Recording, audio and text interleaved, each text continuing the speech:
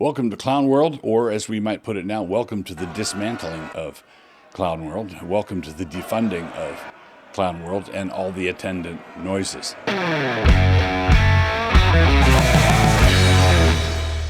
I think that Elon has just barely gotten started, and considering the level of screeching that is occurring, I think we need to prepare for a lot more defunding, a lot more identification of waste, fraud, and abuse, and a lot more howling of protests from people who don't want this to happen.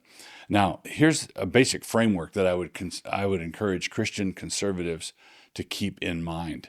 If there's one thing that progressives are good at, it's inflation. They know how to inflate the currency. They know how to make a dollar worth a lot less. They're good at that. They also know how to inflate the currency when it comes to certain basic terms, like white supremacist or Christian nationalist. They use them so much and for everything that rapidly empties the term of any kind of meaning, or at least any kind of scary meaning. So, for example, if everything is Christian nationalism, then nothing is.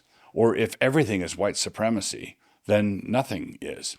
There was a congresswoman who just recently said that the Trump administration was a white supremacist operation. That was one thing. And then just last week, Salon magazine said that what Elon is doing in identifying the waste, fraud, and abuse is basically a surreptitious cover, or he's running cover for a Christian nationalist takeover. You get that? Elon Musk, who's not a Christian, he says he's culturally a Christian, but he's also the father of 13 illegitimate kids. So he's not a Christian. He identifies with certain Christian cultural values, but he's not a Christian. But Salon magazine accused him of doing all this to supply a cover for Christian nationalism. And what they cited in support of that, the fact that Russ Voigt, who was recently confirmed as the director of the OMB, the Office of Management and Budget, is a clear Christian.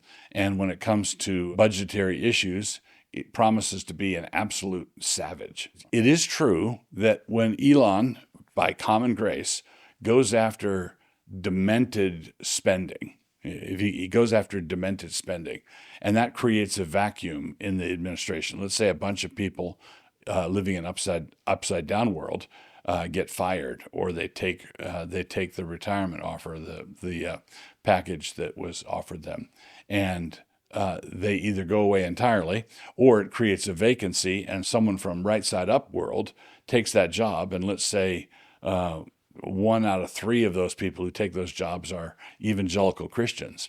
Well, that is going to have a transformative effect. It is true that Christians and Christian nationalists are not going to be unhappy about what's going on at all. What they're doing here, what Salon is doing, and what other scare tactic folks are doing, is they're trying to turn everything into a nefarious plot.